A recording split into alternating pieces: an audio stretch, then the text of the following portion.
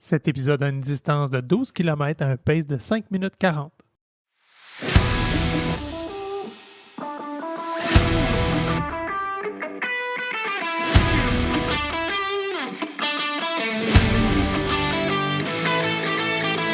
Ici, on parle d'entraînement, de motivation, d'équilibre et tout ce qui nourrit notre passion pour la course. Je vous présente Coach Bill, curieux de la science derrière le sport. Il analyse les tendances et nous propose des stratégies pour courir de façon plus efficace et intelligente.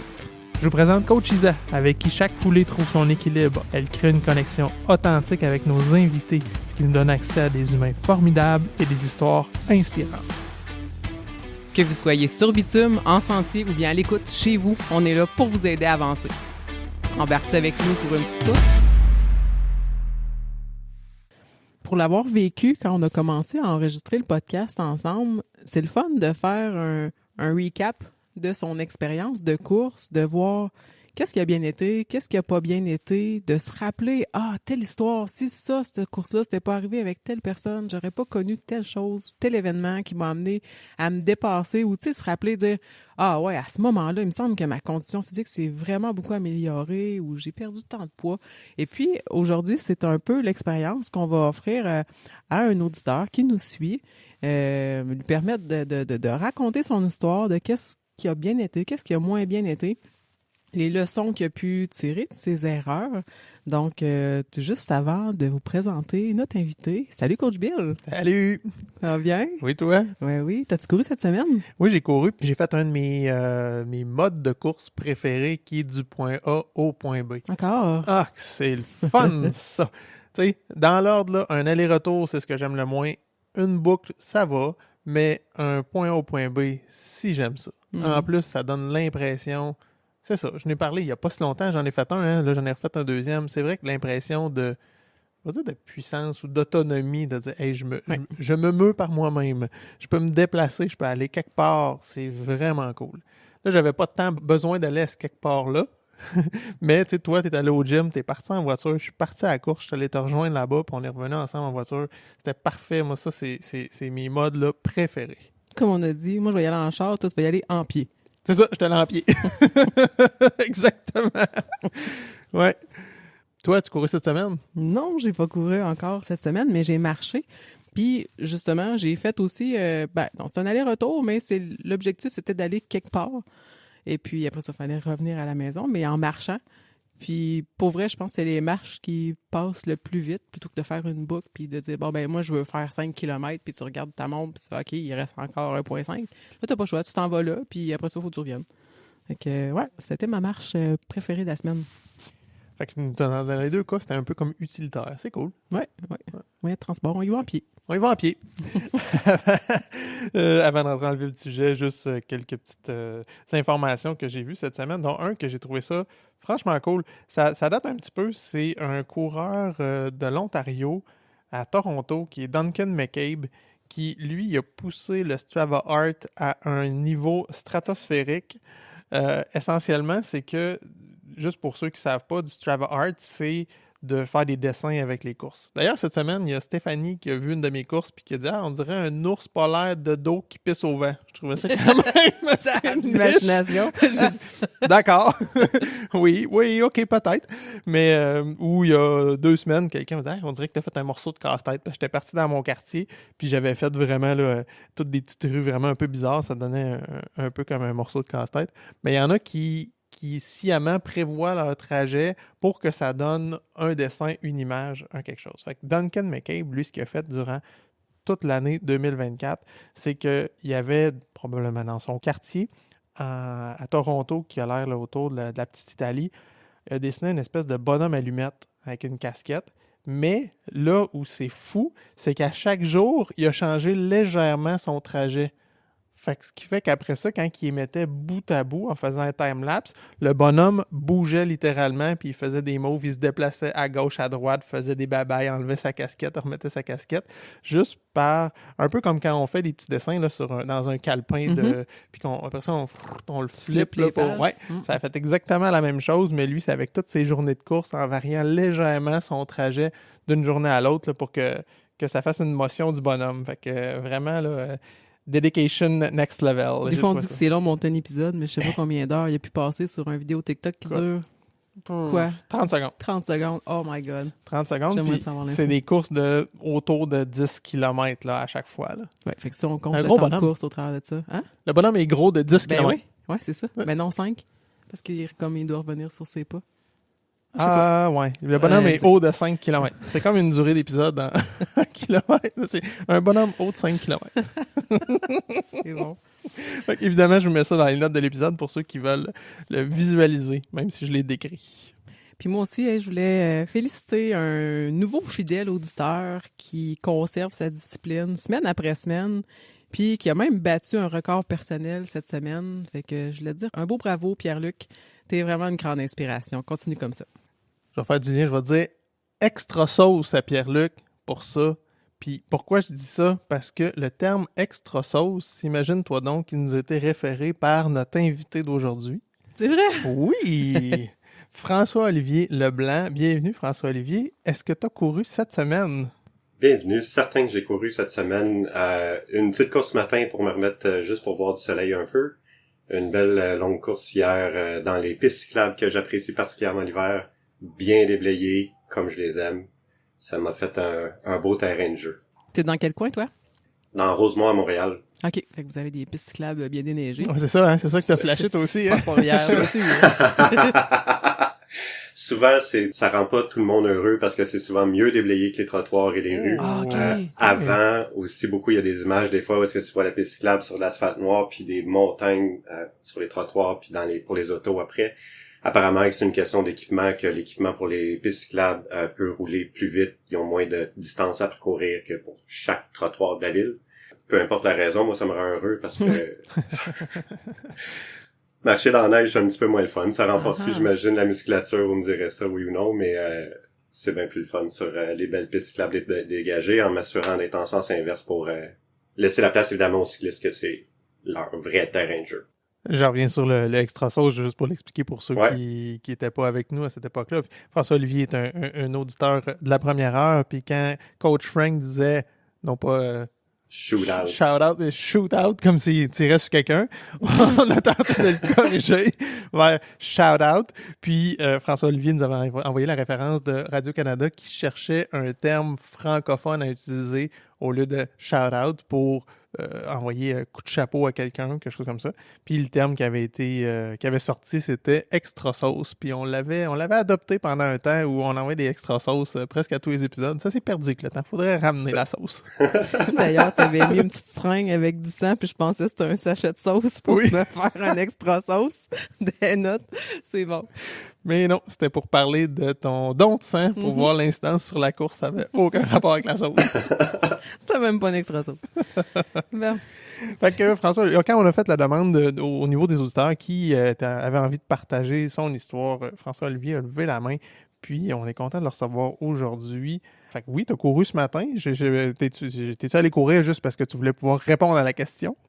Non, parce que la course d'hier aurait compté quand même. T'as raison. Oui, ça c'est un grand débat. Tes semaines commencent quand? C'est une excellente question. Le lundi. Ah non, Mais- c'est l'équipe du lundi. Oui, c'est un team lundi. En fait, c'est que dans la logistique familiale, faut que les longues courses arrivent le samedi matin. Puis souvent dans les plans d'entraînement, il y a comme un recovery run, je m'excuse pour le terme en anglais, le lendemain. Fait que, en tout cas, bref, les premiers plans que j'ai pris, ils commençaient le lundi, puis j'ai adopté ça, puis c'est resté comme ça. Moi, c'est quoi? C'est que j'utilisais Garmin et Strava dès mes premiers temps, quand j'ai commencé à vouloir un peu programmer des choses. Puis il y en a un des deux, je me souviens pas lequel, qui permettait de dire quelle est ta première journée de la semaine. Puis l'autre ne le permettait pas, puis c'était le lundi. Fait que t'as choisi le lundi. C'est tout. Pour que ça fitte. C'est juste ça. C'est juste pour que ça fitte dans Strava, je pense, pour voir, OK, combien j'ai de millage cette semaine. Sinon, j'aurais été obligé de faire la gymnastique mentale. Ah ouais, mais moi, là, c'est pas telle journée. Ah, Ouais. Fait que c'est lundi. Fait que c'est totalement esclave de la technologie. Moi, je suis bien souple. Hein. Si ça fait mon affaire, ça va commencer le lundi. OK. Sinon, ça va commencer le dimanche. Ah ouais, hein? Ouais, oui, je triche de même. OK. Puis pour vrai, qu'est-ce que vous pensez des cycles qui sont plus que 7 jours? Parle-moi-en. Je sais Ouais. pas. Tu veux dire? Des athlètes qui vont se dire, OK, moi, mon cycle est sur 8 jours, 9 jours pour des fois avoir plus de jours de recovery pour grand français. Récupération. Oui, merci. Ouais, j'aime ça, j'aime l'idée, continue. C'est ça. Donc, le cycle de 8 jours, ce qui va permettre, c'est de dire, OK, ben, au lieu de... Ça va ajouter un cycle de récupération par rapport au nombre de jours de course. Fait que c'est pour aller chercher un ratio différent, souvent pour les coureurs plus âgés, athlètes plus âgés, ça peut être intéressant pour ça.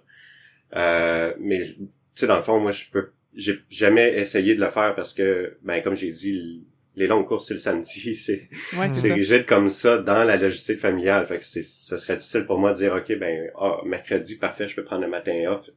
Pas vraiment. Ouais. Mais je sais pas à quel point c'est isolé pour certains besoins précis ou si c'est plus général puis que c'est une nouvelle mode ou, tu sais, une tendance, je sais pas quoi. Ben, je trouve ça tellement intelligent pour plein de choses. Premièrement, on a parlé, mettons, des Ironman. Oui.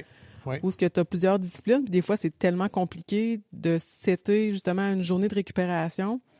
Donc, il va y avoir des doubles entraînements, puis il faut entrer la nage, il faut entrer le vélo, puis il faut entrer la course. Je pense que c'est vraiment pertinent pour ça, si tu as une multidiscipline course, là. Après ça, j'ai envie de dire, Crime, je suis contente de te parler un matin parce que j'avais un problème de logistique par rapport à mes longues sorties, considérant le type de garde partagée que j'ai. Parce que quand j'ai les enfants pendant 5 jours en ligne, c'est difficile d'aller introduire une longue sortie. Je m'étais dit, bon, mais je vais couper, je vais en faire 2 par jour. Mais si je rallonge mon cycle, pourquoi utiliser des semaines de 7 jours? C'est pas parce que les mois sont coupés en 7 jours, les années sont coupées en semaines, qu'on est obligé d'utiliser un 7 jours. Ça peut être bien pour la logistique familiale. Si, comme tu dis, tu es disponible juste le samedi matin. Mais dans mon cas, je peux être disponible le samedi matin, mais juste 1 sur 2. Fait que, sérieusement, je pense que je vais opter pour quelque chose comme un 10 jours pour prévoir mes périodes de récupération. C'est vraiment pertinent. J'allais même vers du 14 jours exactement pour ce besoin-là. Si, donc, là, évidemment, sans rentrer dans le détail du partage de la garde, une semaine sur 2, je pense qu'il est quand même assez commun. Ouais. Si tu dis, OK, mais sur les 14 semaines, je veux à ce moment-là 2 longues sorties. J'ai dit 14 semaines, 14 jours. Méchant cycle. Ça, c'est ça. Donc, sur 14 jours, tu dis, ben, je veux 2 longues sorties. Il va en avoir peut-être une le samedi, une vendredi, par exemple. Exact. Avec, tu sais, puis aller jouer là-dessus, mais ça permet peut-être une régularité après. Puis après ça, c'est ça, quand tu fais pas, mettons, tu as la semaine avec tous les enfants, ben là, il va se passer 8 jours sans avoir fait de longues sorties, mais c'est pas la fin du monde, là. Non, c'est... hey, on vient... merci. Wow. Ça fait plaisir. Je trouve ça intéressant. Puis, pour vrai, depuis tantôt, je vous écoute puis je me demande à qui ça sert. C'est-tu juste plus facile pour celui qui programme ou c'est plus facile pour celui... c'est plus facile à digérer pour celui qui le reçoit. Ah, OK, c'est beau, sur mon 8 jours, j'ai tant de millage, etc. Parce que on pourrait aller 7-7, puis ton premier jour, pourquoi ce ne serait pas une journée de récup, là? C'est juste que quand, effectivement, on est habitué de programmer avec un canevas X sur des semaines qui sont campées autour, justement, du travail, puis quelqu'un qui a un classique du lundi au vendredi avec son week-end. Mais je me questionne. Tu peux y aller sur un cycle de 7 jours, puis c'est juste que tu vas avoir des petites semaines, des grosses semaines. Ça fait pas un tracé classique de, mettons, progression sur 3-4 semaines, une semaine de récup. Fait que d'y aller sur un 8-10, peut-être que ça permet de se coller finalement sur ces grands cycles-là. Mm-hmm. Mais un n'empêche pas l'autre. En tout cas, non, ça me fait réfléchir, j'aime ça. Mais c'est un peu aussi le principe au secondaire, là, ça fonctionne pas sur 7 jours. Là, c'est 9 jours vrai. pour rentrer toutes les plages horaires de toutes les matières. Sur 9 jours, ça fonctionne, contrairement à sur 7 jours, il n'y a pas assez. Sur 5 jours, en fait. Puis ça devient compliqué, ça décale tout le temps les journées, mais du moment que c'est rentré dans ton calendrier, c'est vraiment pertinent. Absolument. Ouais. La minute que tu as un horaire atypique dans ton travail ou n'importe quoi, à ce moment-là, le 7 jours, tu sais, le 7 jours, il vient convenir à un peu n'importe qui et tout le monde, mais pas nécessairement à tout le monde non plus.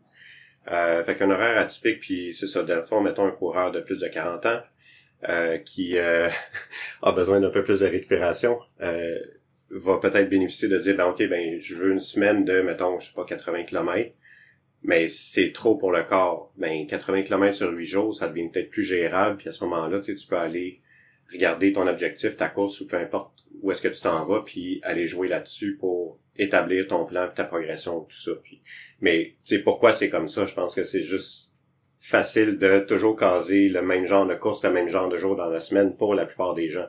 Fait que c'est probablement de là que ça vient, mais on peut jouer avec. Mais tu touches un bon point, je pense que c'est ça, c'est de se donner la souplesse de pas rester dans un canevas fixe si ça te convient pas. Comme tu dis, la grande majorité des gens vont être bâtis sur du séjour parce que le reste de la vie tourne sur un séjour. Mais pourquoi s'entêter à rester comme ça si justement tu pourrais y aller sur un 8, 9, 10, 12, 14, puis de faire quelque chose qui te fait du sens puis qui sert beaucoup plus ton mode de vie. C'est une excellente opportunité. Puis, justement, tu as parlé de... Tantôt, tu as dit, ça peut être pratique pour les coureurs âgés. J'aurais aimé ça que tu mettes la ligne. C'est où, toi, âgé? Je veux savoir si je qualifiais ou pas. Avec la face qu'il a faite quand il a dit 40 ans, je pense que t'es classé dans âgé. Ouais, on est dans le même game, hein, c'est ça? Ouais, moi, je suis pas rendu. C'est encore une petite jeunesse. Une petite jeunesse, oui, c'est ça. Je vais passer par une anecdote. J'ai souffert j'ai eu de la misère avec mon pied gauche cet été, à un moment donné, fascia plantaire qui a été inflammé, tout ça, de créer des douleurs. À un moment donné, je reçois une ressource d'un PDF qui dit un peu comme, tu sais, ça vient de où, comment s'en sauver de cette affaire-là, tout ça. Puis, à un moment donné, il liste les facteurs de risque. Le premier, c'est être âgé de plus de 40 ans. Je fais, oups, ça regarde mal. Puis, en fait, moi, je pensais que c'était plus vieux que ça, un vieux coureur, mais en anglais, il parle beaucoup des Master Runners. Fait que j'ai comme assumé qu'à 40 ans. Ben oui. Master. C'est mieux ça. Ah ouais. Les coureurs âgés. Ouais. Master. Ouais, j'ai pas le terme français pour ça non plus. Je suis désolé. Peut-être, je sais pas. Maître coureur. Maître coureur. Ah oui, ça me tente. Ça donne le goût d'être vieux. Ouais, ça a du panache. Ah ouais. Ah ouais, fait que j'ai dépassé le 40 ans. Supposé plus facile pour qualifier pour Boston, mais je suis pas encore rendu là. Il va falloir que je continue à m'améliorer en changeant de tranche d'âge encore pour y arriver plus facilement. Tu veux-tu nous raconter justement comment tu as commencé à courir? Oui, en parlant d'âge. En 2012, j'ai eu 30 ans.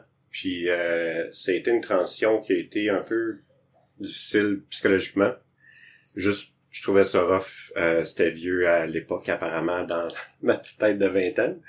Mais non, mais tout ça en fait, quand je me suis dit, OK, je vais me fixer des objectifs un peu ambitieux qui vont me donner une certaine fierté, un certain sentiment d'accomplissement. Puis le marathon est venu comme pourquoi pas. C'était quelque chose qui était en même temps impensable, puis en même temps je savais que j'allais avoir cette fierté-là pour l'accomplissement, mais je courais pas à l'époque. J'étais retourné aux études, j'étais à l'université, j'avais recommencé à faire des activités physiques, comme du spinning, la nage, tout ça, mais j'étais loin d'être un coureur. Mais je me suis pris un plan d'entraînement avec leur service de kiné. Puis j'ai fait le plan, j'ai exécuté. En même temps, j'ai rencontré la personne qui est maintenant ma femme, qui avait déjà un garçon de 2 ans à l'époque. Et j'ai pas su faire face aux germes de la garderie. J'ai attrapé une laryngite 4-5 jours avant la course. J'ai attrapé une laryngite. Mais juste pour être sûr, tu t'es inscrit à un marathon. Ça a été ta première course inscrite. OK. Ouch! OK, oui, j'ai fait ça. Oui. Pourquoi les demi-mesures, vraiment? Ouais. Comment tu ne courais pas, puis tu t'es dit, la première objectif, je vais courir un marathon. Oui. En 6 mois, je sais plus. Là, ça fait longtemps, fait que je peux pas dire combien je courais, tu sais, avant de vraiment me dire, OK, je commence un plan, mais en dedans de 6 mois, j'ai été capable d'avoir la progression. J'ai su après que c'était pas une bonne idée. Mais y a-tu eu des conséquences? Ben là, quoique là, t'as eu une laryngite, t'as-tu fait ton marathon quand même? Oui. C'était le marathon de Montréal en 2012. Puis oui, dans le fond, tu sais, j'ai été voir le médecin, j'ai eu des antibiotiques, tout ça. J'ai appris du mieux assez rapidement, mais tu sais, si le matin de la course, j'étais comme je vais essayer puis je vais faire ce que je peux, mais au 31e kilomètre, j'ai arrêté. J'ai pas terminé, j'ai eu un DNF à ce moment-là. Puis j'étais comme pas loin de chez nous en plus, fait que j'étais comme tu sais un peu dans une logistique mentale de hey, là je suis capable de continuer, qu'est-ce qui arrive, qu'est-ce que je fais, puis là là si j'arrête là, j'étais à 1 kilomètre de chez nous, fait que OK, au lieu de me rendre, ça terminait au parc La Fontaine, je pense à l'époque. Fait que là, si je me rends, on part, comment je vais faire pour retourner chez nous? J'avais mal à la tête. J'avais vraiment un très, très gros mal de tête, plus que de la fatigue, plus que n'importe quel autre symptôme. Fait que, tu sais, à un moment donné, je me suis assis sur le bord du trottoir, des gens qui venaient comme m'encourager pour me dire, hey, lâche pas, t'es capable, tout ça, mais j'ai dit, je sais pas, j'ai pensé que c'était pas prudent de continuer, puis j'ai pris la décision d'arrêter. Puis après, dans le fond, tu sais, j'avais cette capacité-là un peu, tu sais, dans ma tête, j'étais capable de courir 30 km. Mm-hmm. Fait que après, ce qui est arrivé, c'est que l'automne, dans le fond, toute la vie était super chargée, puis j'ai pas pu continuer à courir d'une façon soutenue ou, tu sais, régulière. Mais de temps en temps, je me disais, ben, tu sais, je suis capable de courir 10, j'en ai couru 30. Fait que je vais aller courir 10. Mais j'y arrivais pas nécessairement parce que, ben, j'avais pas cette discipline-là ou c'est pas donc la régularité qui est nécessaire. C'est ça qui est difficile quand tu as parcouru une longue distance. Après ça, tu arrêtes pour X, Y raison. Là, tu te dis, bon, ben, moi, je suis capable, je suis capable d'aller courir. Là, tu dis 10. Ça peut être, je suis capable de courir 8. Tu pars, puis là, tu es rendu à 3,5. Tu fais, ouch, je suis plus capable, tu sais. Puis là, t'arrêtes, puis là, tu sais plus trop où repartir. Tu dis, là, il me semble que j'étais capable de courir 30. Fait que là, voyons, c'est pas vrai que je vais aller faire des sorties de 3 km. Puis c'est là où, est-ce que tu avais continué avec un coach ou tes décisions, tu les prenais toutes seules suite à ton marathon? J'étais tout seul. En fait, j'ai pas été coaché pendant l'entraînement. J'ai vraiment eu un plan de départ, dire, ben, tu sais, voici, il y avait 3 mois de musculation, puis tu sais, 6 mois avec, tu sais, des intervalles, des longues sorties, plan qui m'a, tu sais, sûrement assez standard, j'imagine, mais qui m'amenait là. Mais elle m'a pas suivi. Puis après, puis évidemment, ça fait un petit bout, fait que les détails sont un peu flous, mais tu sais, je sais que j'ai pas pu continuer à courir dans le quotidien, mais ce qui a fait en sorte qu'à un moment donné, j'ai été un peu découragé de dire, OK, tu sais, j'ai comme mis ça sur la glace un peu. Puis dans les années qui ont suivi, ça me tentait tout le temps de recommencer à courir, puis à chaque fois que j'essayais, à un moment donné, là, c'est devenu, à chaque fois que j'essayais de courir, j'avais une migraine le lendemain. Est-ce que, tu sais, dur de savoir exactement la cause. J'ai des hypothèses avec le reste de l'histoire. À un moment donné, ça va se clarifier un peu le pourquoi je pense que c'est comme ça, mais des fois, je me dis, OK, je peux courir demain, mais je me lève avec une migraine, puis la course, évidemment, prenait le bord, ou je faisais comme peut-être trop d'efforts, sûrement, en fait, que j'allais au-delà de ma capacité. Fait que le lendemain, bon, tout ça, fait que ça, pendant longtemps, à chaque fois que j'essayais, c'était des échecs de ce genre-là. Puis, comment ça a débloqué, en fait, c'est que à un moment donné, j'ai rencontré quelqu'un, en fait, paysagiste chez nous, personne vraiment extraordinaire. À un moment donné, je me rends compte que, tu sais, il fait du gros travail physique chez nous. Il est rendu 2 heures l'après-midi, puis il a pas encore mangé de la journée. Moi, je la regarde, je fais comme, t'es-tu un être humain? Tu sais, comment ça se fait? Normalement constitué, là. Exactement. Comment ça se peut? Puis là, c'est là qu'il m'a introduit. Lui, il fait l'alimentation cétogène. Fait qu'il m'en parle un peu de c'est quoi l'énergie qu'il en retire, comment il est capable justement de, tu sais, pas mourir de faim, il se sentait bien. Puis quand il allait manger, ben s'il allait comme bien manger, tout ça, ça a eu mon intérêt vraiment à partir de ce moment-là, comment il décrivait comment il se sentait au niveau de son énergie constante, au niveau de juste, tu sais, de pas avoir justement ces aléas de hey, j'ai tellement faim, je vendrais un de mes gars pour pouvoir manger maintenant. Ça une barre de chocolat. En fait, tantôt, tu parlais de course puis de maux de tête, puis je fais partie de ceux-là où ce que dès que je donne un petit peu trop, moi, c'est bizarre, là, j'ai l'impression que ça part de mes hanches. Dès que tu sais, je vais pousser, je vais faire des intervalles où je monte beaucoup mes fréquences cardiaques, c'est presque sûr que je me tape une migraine. Comme si au niveau... Je sais pas si c'est mes... J'ai le feeling que c'est au niveau de mes fascias, ça tire en bas, puis ça vient tirer jusqu'en haut, puis ça me crée des maux de tête, mais c'est peut-être pas la même chose. Tu as dit que tu savais un petit peu qu'est-ce qui t'avait amené vers tes migraines, mais ça semble être plus au niveau énergétique, au niveau de l'alimentation. Est-ce que c'est... T'as-tu fait un move au niveau de cette alimentation-là? Ouais, dans le fond, tu sais, on a appliqué à l'alimentation cétogène, ma femme et moi en même temps, puis La première chose qu'on a eu comme gain, c'est vraiment au niveau comment qu'on se sentait, l'énergie, de pas avoir c'est les hauts et bas du sucre en fait, là, parce qu'on personnellement, je suis pas une bébête à sucre. La barre de chocolat, je m'y rejoins moins. Mais les sucres sont partout. Fait que je veux dire, sans être dans le chocolat, même dans les chips, dans la bière, dans le pain, dans les pâtes, ouais, c'est ça, ça va vite qu'il y en a partout. Fait qu'en faisant le ménage de cette façon-là, j'ai comme vraiment commencé à me sentir de mieux en mieux. Puis ça a commencé par des marches que je prenais le midi, juste j'avais comme besoin de dépenser l'énergie que j'avais retrouvée.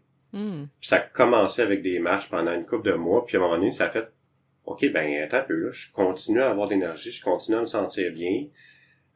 J'ai perdu 60 livres dans le processus, ça aide un peu aussi. Pas mal, oui. Fait que là, fait que j'ai dit, OK, je vais commencer à essayer de courir. Puis là, j'ai été progressivement, puis là, j'ai été capable de revenir. J'ai été capable, j'ai été capable parce que en fait, j'avais plus ces migraines-là tout le temps. Ouais. Est-ce que, dans le fond, d'enlever les sucres, en fait, qui est principalement ça, le principe de l'alimentation cétogène, est-ce que juste ça, c'est suffisant puis ça fait une grosse différence? Je sais pas. En même temps, puis je reviens au paysagiste, là, il y avait eu je pense une pierre au rein, puis il dit ah oui, c'est parce que je faisais pas attention assez de mettre de sel dans mes aliments, puis c'est une conséquence qui arrive de temps en temps. Fait que là, j'étais déjà conscient que ok, ben parfait, si je mange plus des aliments non préfabriqués, là, je vais faire attention à mettre plus de sel. L'alimentation naturelle, ouais. Ouais.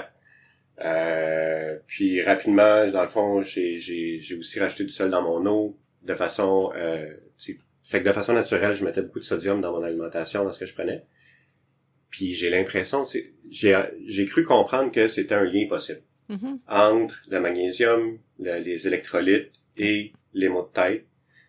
Mais j'ai fait ça en même temps, fait que je peux pas dire c'est quoi la bonne solution. Est-ce que c'est un mélange de tout ça? Est-ce que c'est juste le magnésium que j'ai finalement pris en plus que j'avais pas avant qui fait la job? Est-ce que c'est d'avoir enlevé le sucre ou est-ce que c'est la progression qui était mieux faite? Fait que c'est pour ça que je peux pas déterminer précisément qu'est-ce qui est là-dedans. Mais ça a fonctionné pour moi, par exemple. J'étais quelqu'un qui faisait une migraine par semaine avant mon changement. C'était pas toujours incommodant. Des fois, je fais faire ma journée, mais c'était fréquent.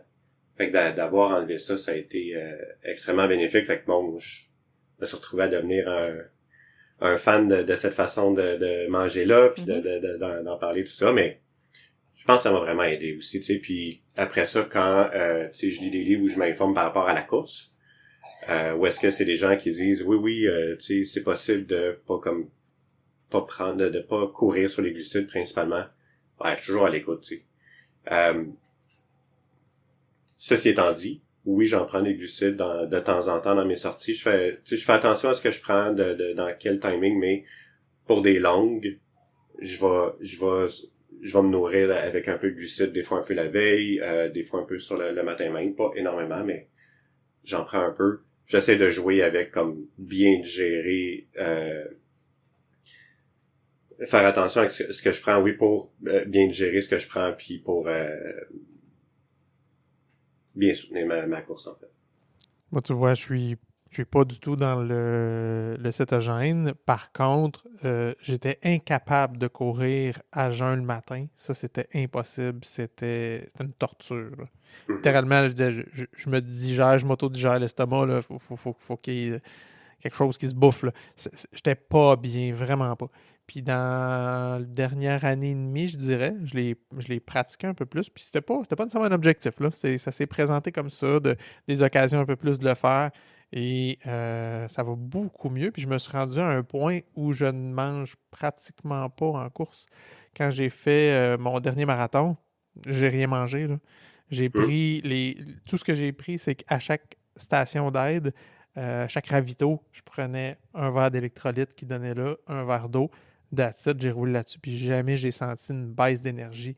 Mais c'est pas. Je peux pas dire, par exemple, que c'est toute mon alimentation qui est orchestrée comme ça, mais du moins à l'effort, il y a vraiment eu un changement où, au début, là, écoute, moi, c'était les petites poches de comment ça s'appelait, là? les recarbs, là, vraiment, c'est du sirop d'érable là, avec du sel. Je trouvais ça donc bon, puis c'était sucré, là.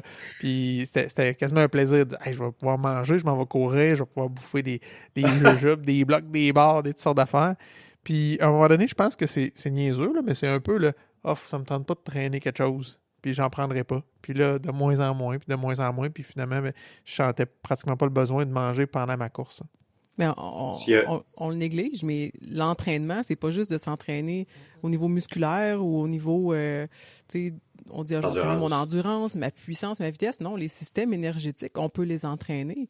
Puis le fait de limiter le corps en glucides va forcer ton corps, justement, l'alimentation cétogène fait ça, de tomber en cétose, où ce que tu vas utiliser les graisses comme source d'énergie, mais ça, c'est entraînable. Fait que tu peux le faire progressivement ou de façon plus drastique, comme tu as fait avec l'alimentation cétogène.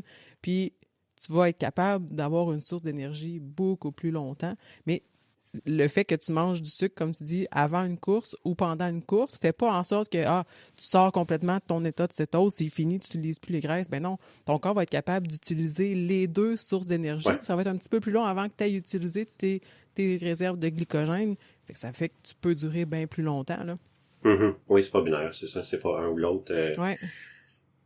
Puis en même temps, tu sais, je le sais que il y a un aspect psychologique aussi au glucide que j'ai pris.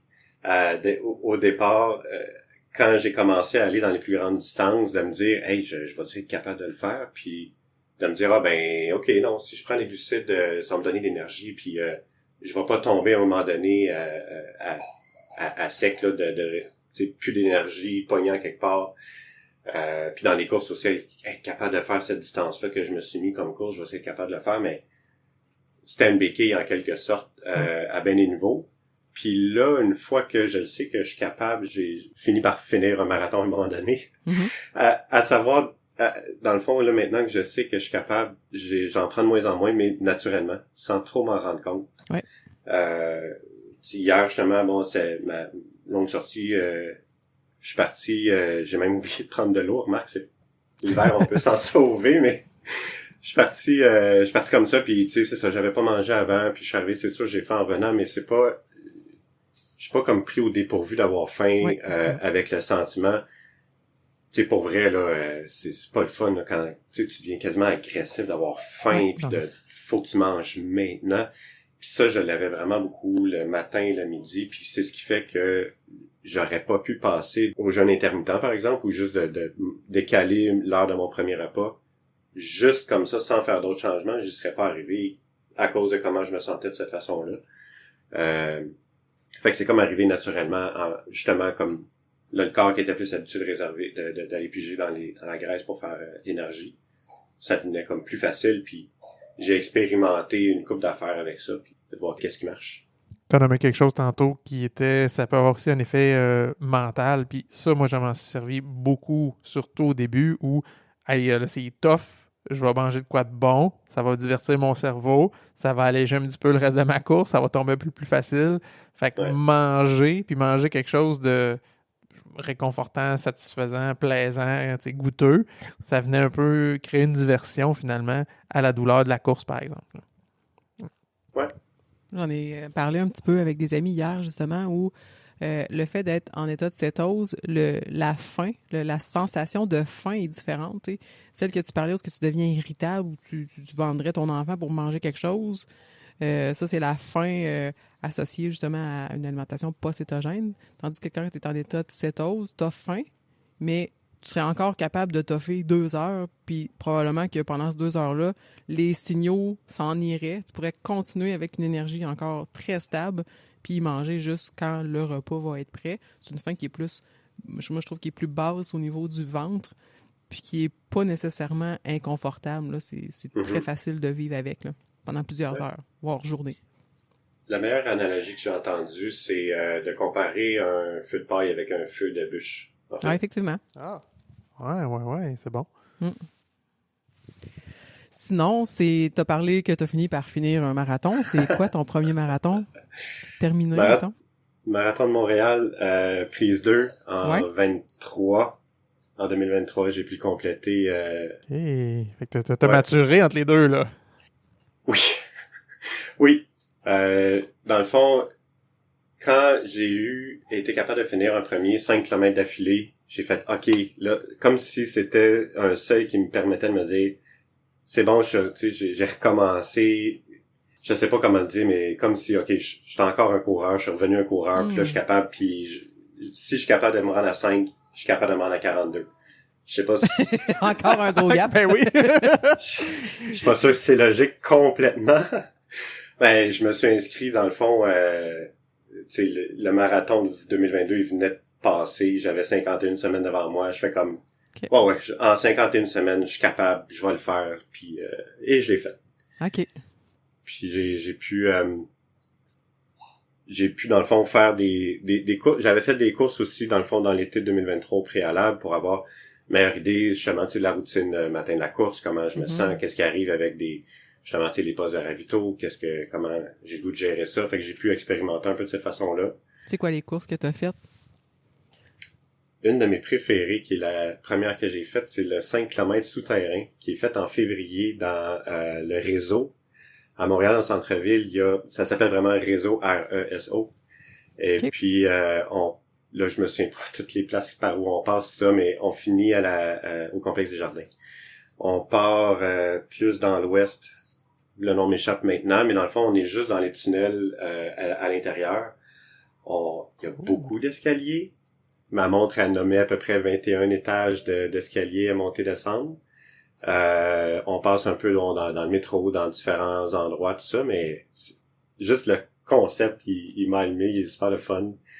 Il y a puis c'est une marathonienne qui organise cet événement-là. Elle organise aussi, dans le fond, d'autres courses dans l'été, dont un demi à l'île Perrot, que j'apprécie beaucoup, que j'ai fait. Puis une course en sentier à Moronites. Je pense qu'après, on sera au marathon avec ça. T'as dit, la course, ça s'appelle Réseau R-E-S-O? Non, ça, c'est le réseau, c'est le nom du souterrain, dans le fond. OK. Tu te rappelles du nom de l'événement? C'est Bouge qui l'organise. Bouge. 5 km souterrain. Je sais pas si c'est différent comme nom. Mais tu vois, je trouve ça extra cool. Puis en même temps, la deuxième pensée que j'ai eue, c'est « Ah shit, le GPS marchera pas dans un souterrain. » Tes résolutions vont pas durer très longtemps. Non, hein? Je te le confirme, c'est n'importe quoi. En fait, là, ce que je vais faire, la course, elle revient dans moins d'un mois. Ouais. Je vais me fier juste au timing, en fait. Uh-huh. Je pars ma montre, mais oui, la montre, elle dit n'importe quoi, là. Tu sais, sur le parcours, ils mettent des pancartes 1 km, 2 km, 3 km. Ma montre était complètement ailleurs. Off, ouais. Mais j'ai une idée du temps que je vais faire au complet. Fait que je vais me fier à ça, en fait. Dire, OK, ben si ça fait 12 minutes qu'on est parti, ben je sais, je suis rendu où à peu près. Savoir où pousser, quoi pousser. Parce qu'en fait, c'est la seule course de 5 km que je fais. Puis je me rends compte que j'ai pas du tout l'expérience de OK, je peux-tu en donner plus ou n'importe quoi. Parce que le premier 5 km de marathon, t'as trouvé ton pace puis t'es prêt à partir, tu sais. Ouais. C'est plus je trouve ça plus naturel, je trouve ça plus facile à conceptualiser. C'est le temps que ça a pris, peut-être pas le 5 au complet, mais tu sais, c'est plus le temps de te réchauffer puis de te mettre dans la bonne voie, puis c'est passer l'excitation du départ qui te fait aller trop vite, puis on en parlait dans le dernier épisode, justement, que ben, tu t'échauffes bien, tu sais, pour une course de 5 km, tu pars quasiment pour 2 km, là. Oui, effectivement. Puis à l'inverse, c'est ça. Pendant ton marathon, ben, tu peux partir, ça dépend si tu veux battre un temps, là, mais tu peux partir mollo, puis comme partir la machine, pogner ton deuxième souffle. Puis, absolument, absolument. C'est dur de pas partir vite avec tout le monde. C'est tough avec la foule, hein? Hey. Ouais. Puis comme tu dis, l'excitation de l'événement, puis de tout le monde est là. Puis tu sais, on embarque dans cette énergie-là. C'est vrai que c'est tough. Ça prend beaucoup d'expérience et de contrôle. Là. Non, pas d'expérience nécessairement, parce que la dernière course, j'ai réussi à le faire, à me freiner, puis tout le monde allait full vite, tout le monde me dépassait, puis là, je regardais ma montre, je disais, voyons, c'est impossible, là, tout le monde ça se peut pas que tout le monde s'aille à ce niveau-là, puis là, le monde me dépassait, puis finalement, j'ai fini par le dépasser, là. Ouais, hein? Ouais, c'est mais faut un self-control. Mais d'expérience, je pense que t'es capable, mais ça n'a pas. C'est comme Bella de toi, là, qui est capable d'expérience. capable de pas bouffer des humains. OK, non, on est trop loin, là. En même temps, c'est tellement le fun de te laisser aller avec tout le monde, l'enthousiasme, juste l'énergie, puis dire, on dirait qu'il faut que tu ailles à l'encontre du courant, puis c'est... Ouais. Exact. je sais même pas si ça me tente de le faire. Non, je vais me laisser aller, je vais me laisser porter par la vague. Puis, mais c'est ça, tu sais, ce premier marathon-là en 2023, j'ai fini, j'étais à peu près à 6 minutes du kilomètre en moyenne. J'étais pas du tout dans ces temps-là, ni au début ni à la fin. C'est vraiment où est-ce que les splits sont pas du tout négatifs non plus, tu sais, puis en même temps, tu sais, je voulais finir avec le sourire, je voulais le finir, point, aussi.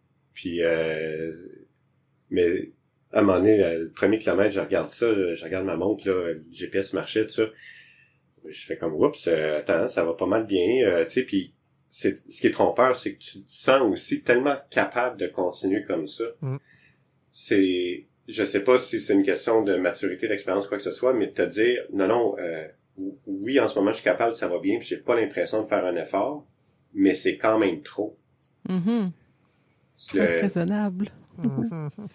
Mais tu sais, je partais, je sais pas quoi, là, je vais dire, mettons, tu sais, je pense que je suis en bas de 5 minutes du kilomètre dans ce premier marathon-là, dans les premiers kilomètres, mais je suis pas capable de maintenir ça pendant toute la course, je le sais. Mais pendant ces premiers 3-5 kilomètres-là, j'étais capable, il y avait aucun problème, puis c'était, ma tête me jouait des tours, hey, ben oui, ça va tellement bien, fréquence cardiaque, tout ça, on peut continuer ça longtemps.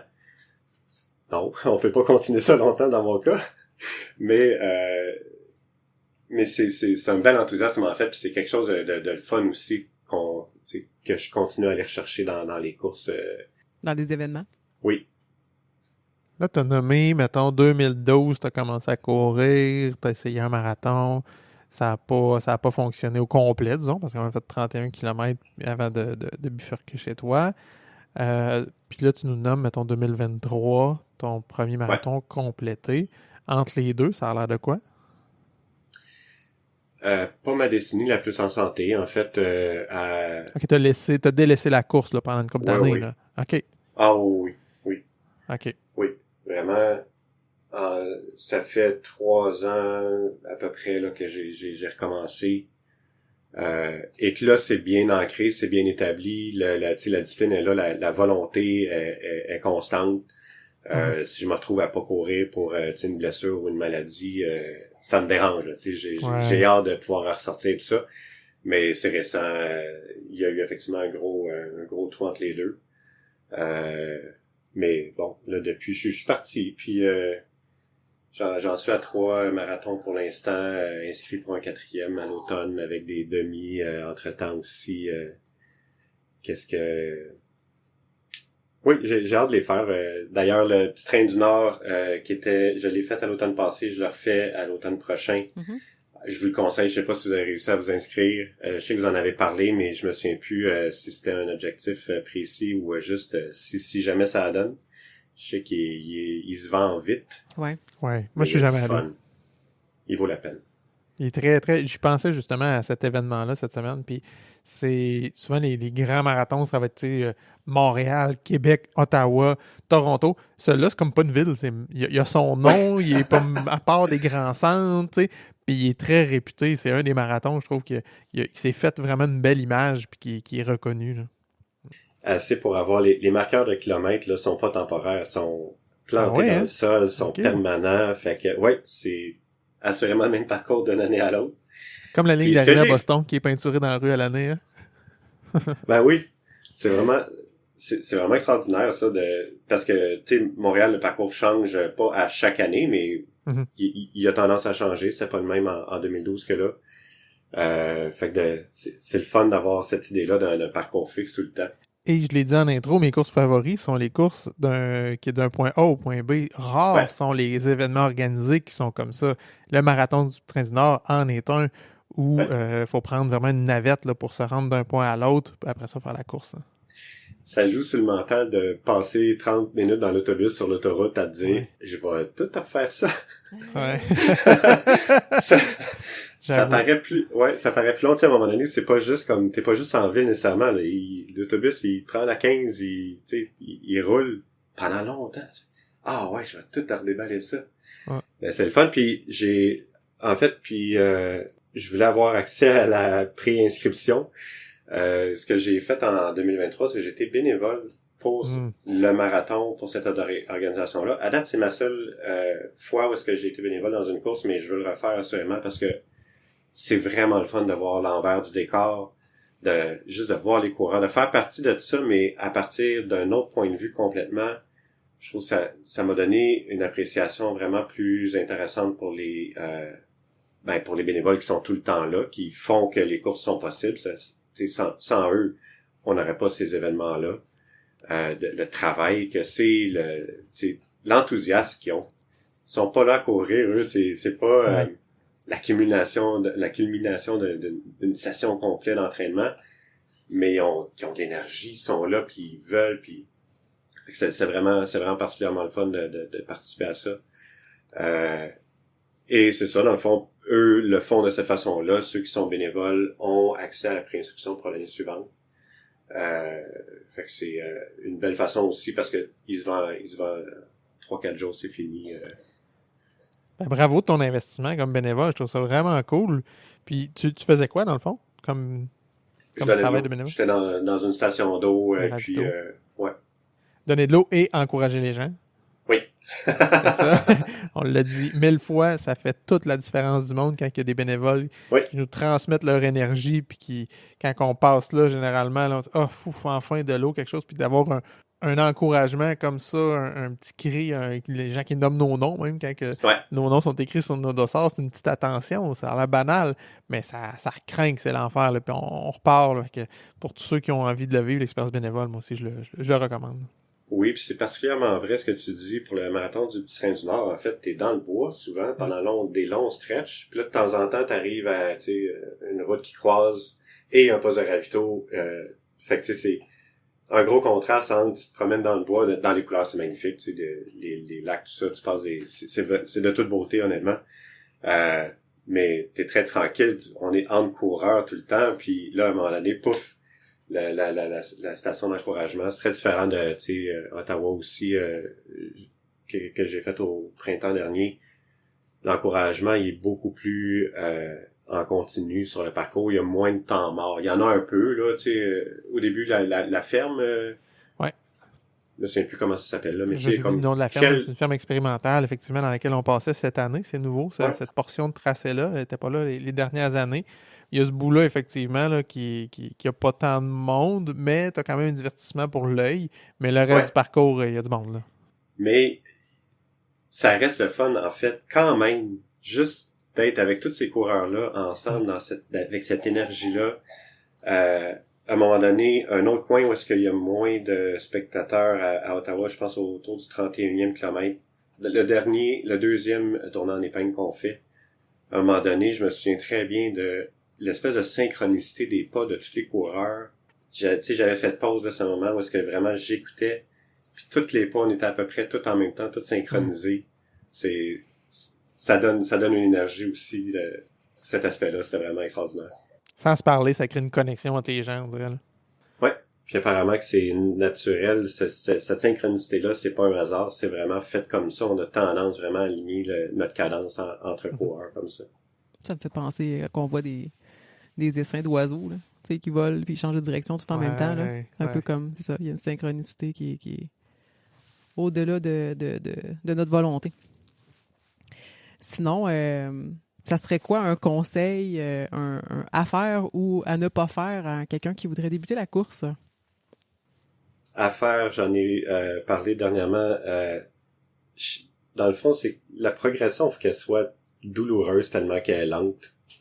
Je pense que c'est... tu sais, où est-ce que tu te re-questionnes, dire, hey, pour vrai, là, il me semble que je suis capable de plus, mais je trouve que ça amène une pérennité à la course, puis éviter de te décourager, éviter de justement de pogner une blessure ou juste, c'est d'accepter, de partir avec le mindset de dire, non, ça va être long, ça va me prendre, X mois pour me rendre à tel objectif que j'ai.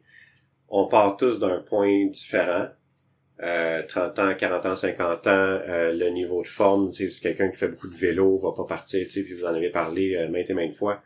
Le point de départ puis le point d'arrivée, va un peu guider ce genre de progression-là, mais c'est correct d'être celui qui marche de temps en temps. C'est correct d'être plus lent que d'autres. Moi, je me dis, tant que tu salues la main quand tu croises quelqu'un sur le trottoir, c'est correct après.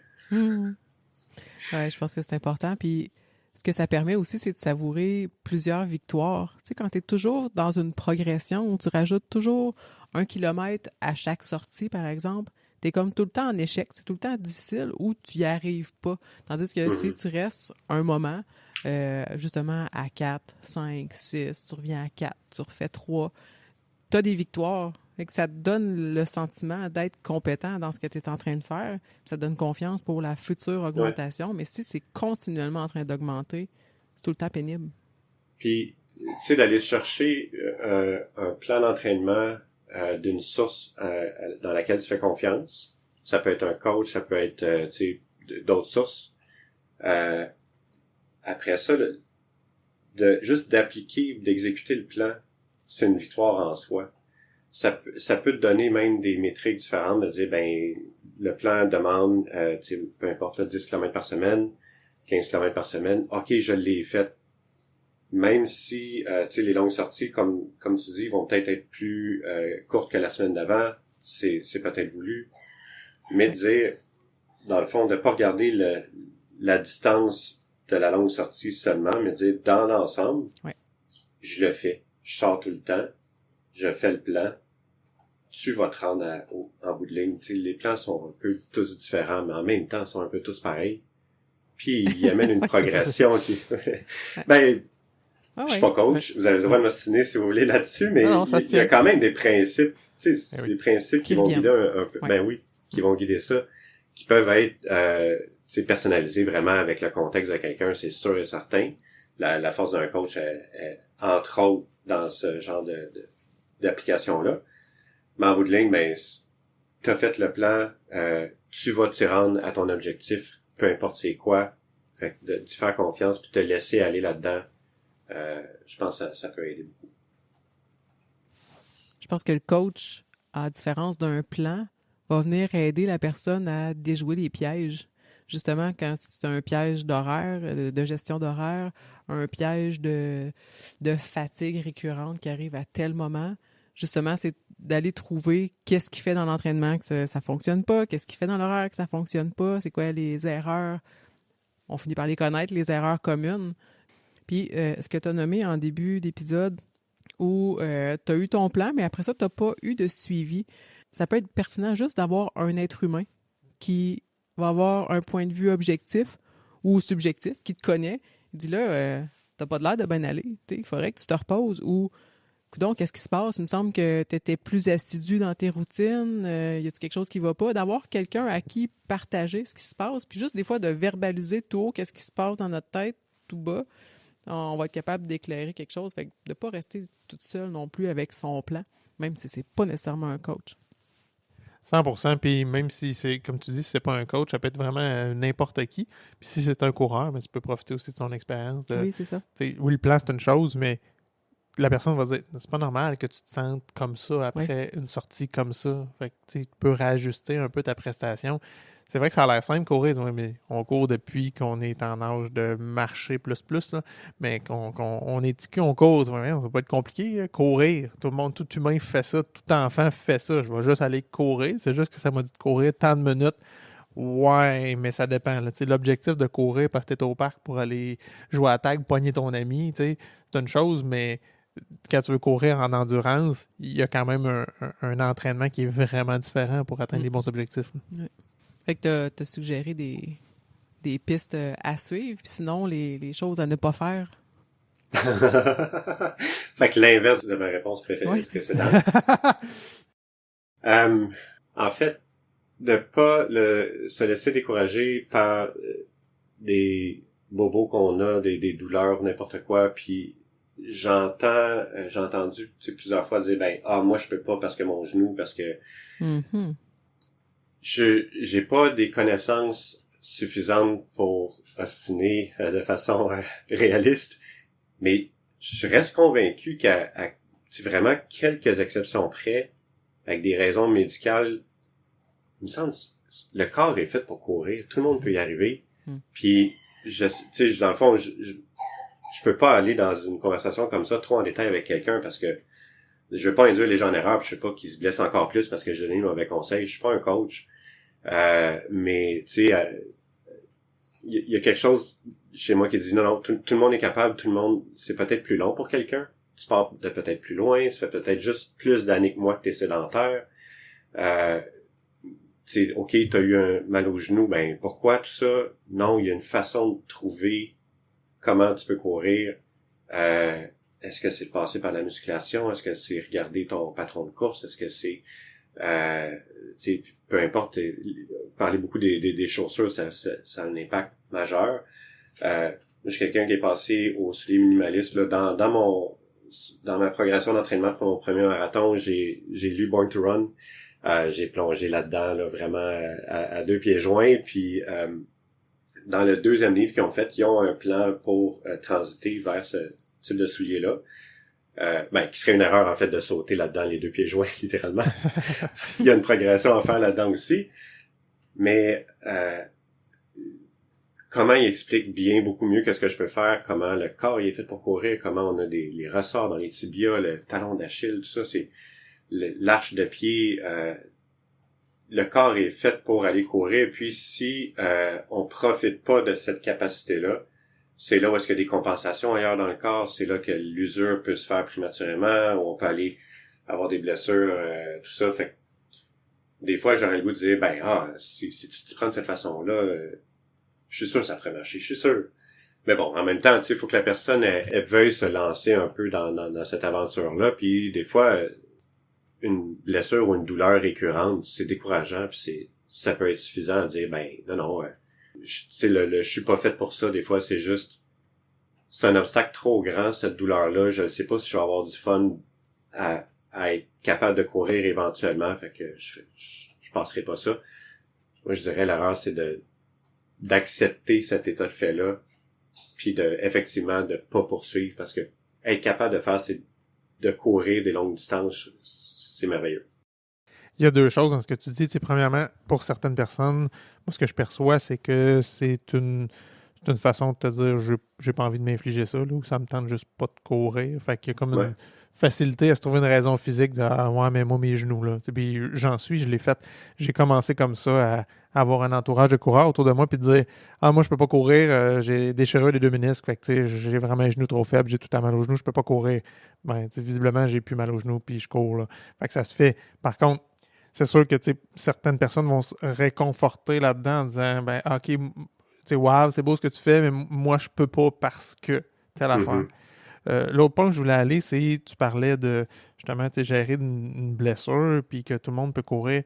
Quand on coach, tu as touché un mot aussi, il y a une fine ligne de progression. On veut pousser les gens juste assez pour qu'ils progressent, puis juste pas l'autre bord pour pas qu'ils se blessent finalement. Cette ligne-là est tough, puis c'est super subjectif. Puis ça arrive, là. Puis ça veut pas dire que c'est un mauvais coach, mais on joue avec quelque chose qui est totalement intangible.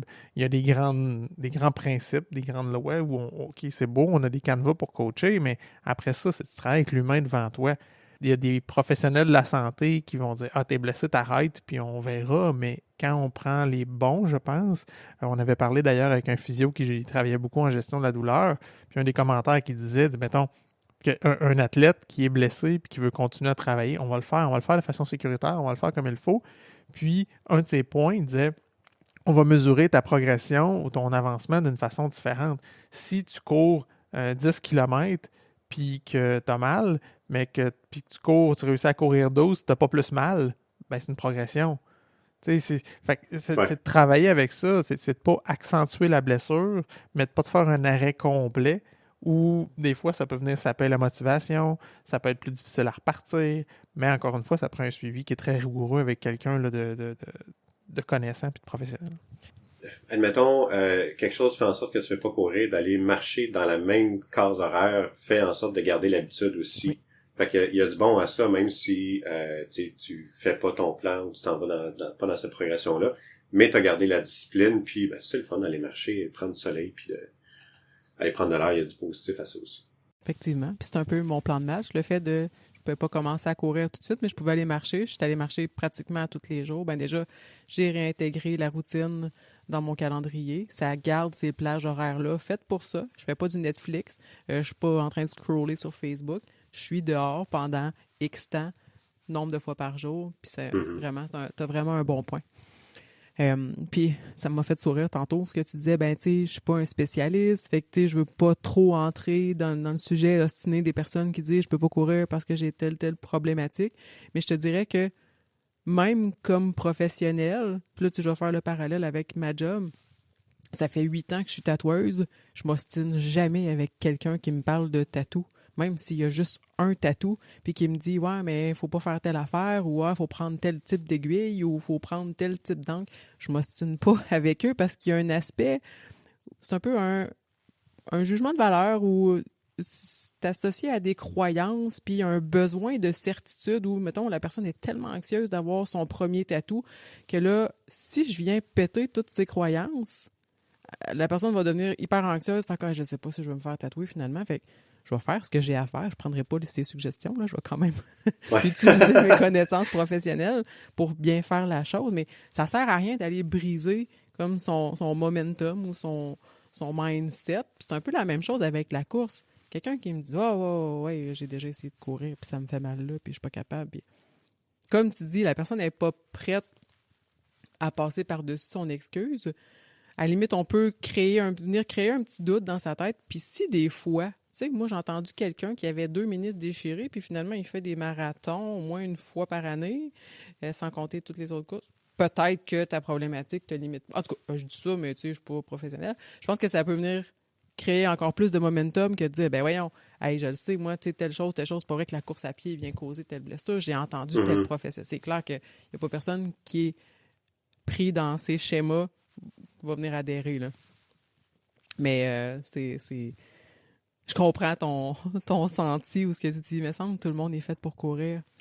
Il me semble que oui. Tout le monde n'est pas prêt à courir, par exemple. Non, c'est ça.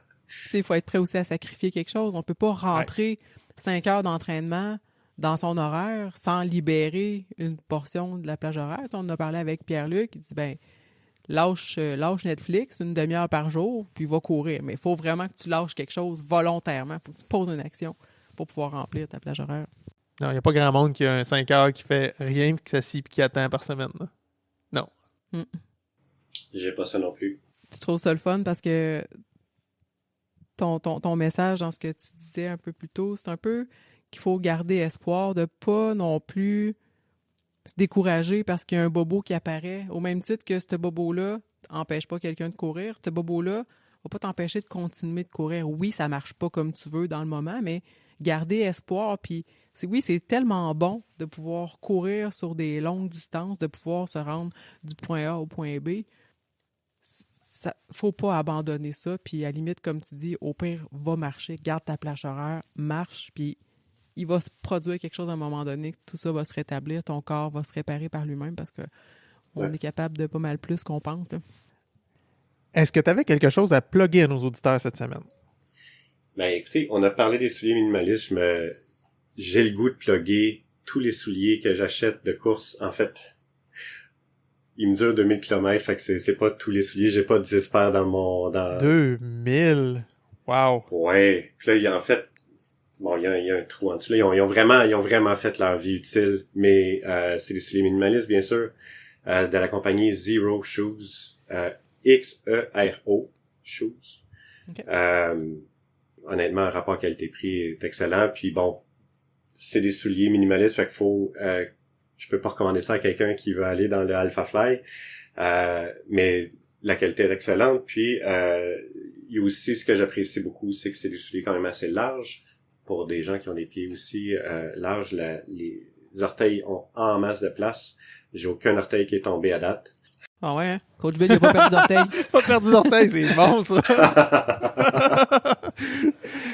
Mais tu vois, les Xero, j'ai jamais vu personne courir avec. Je connaissais la marque, mais sinon, dans le minimaliste, là, puis qui est reconnu aussi, c'est les Altra.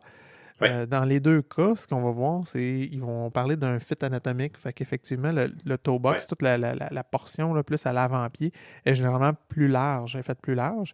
Puis autant les Altra que les Xero, leur marque de commerce, c'est non seulement d'être minimaliste, mais d'être avec un zéro drop.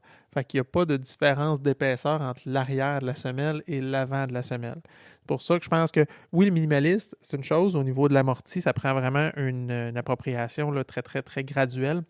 Mais je pense que c'est encore plus vrai quand on va changer de façon significative comme ça la drop. Quelqu'un qui courrait sur plus clair des souliers qu'on voit là, dans le marché, là, c'est, je vais dire autour de 10. Là. Un 8 à 12, là, c'est assez classique de drop.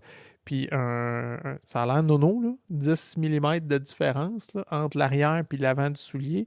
Mais passer de 10 à 0, c'est particulier. Là. Ça fait une bonne différence parce que ça vient créer finalement 10 mm de plus d'étirement de toutes les structures à l'arrière. Fait que c'est généralement au niveau du tendon d'Achille, fascia plantaire qui est attaché sur le tendon d'Achille qu'on va voir une incidence si on fait le changement de façon trop rapide.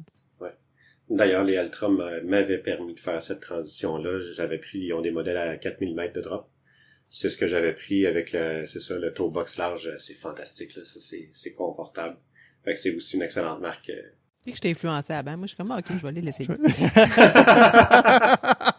Mais tu vois, t'as parlé des Alpha Fly, puis pour ceux qui ne savent pas, c'est Nike qui fait les Alpha Fly avec une plaque de carbone. C'est leur modèle, leur flagship là, pour les élites, la compétition avec vraiment la plaque. Fait que là, on n'est pas dans du minimalisme en tout.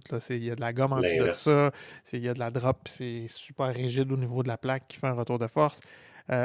Moi, je suis assez amateur de la variété. Fait que je suis pas campé dans du minimaliste, dans du maximaliste ou dans un...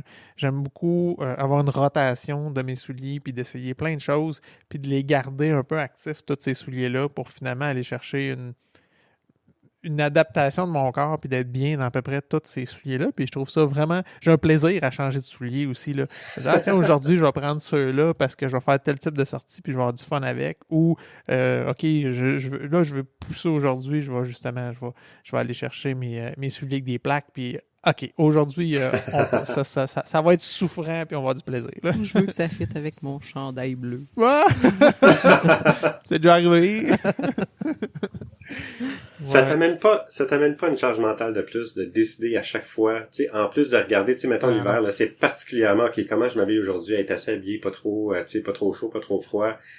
Je suis content d'avoir un choix de moins à faire, non? Quand je cours, ces souliers-là, c'est correct. Mm-hmm.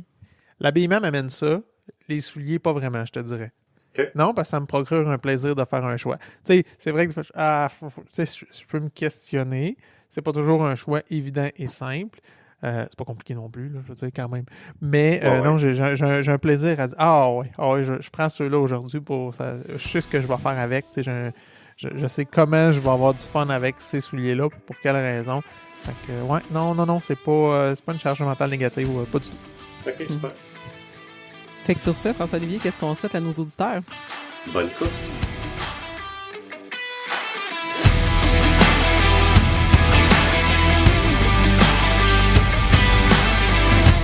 Si tu as aimé cet épisode, prends le temps de le partager autour de toi. Abonne-toi sur ta plateforme préférée pour ne pas manquer les nouveaux épisodes qui sortent chaque mardi. Tant qu'à y être, laisse-nous donc un petit commentaire et un 5 étoiles, c'est toujours apprécié.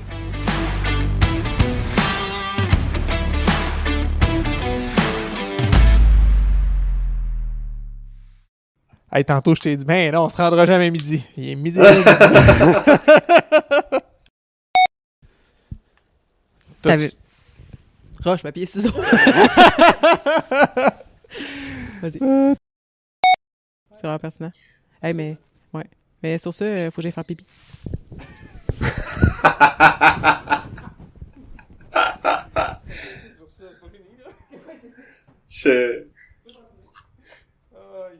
C'est bien de rebondir, mais je m'attendais pas à rebondir de même.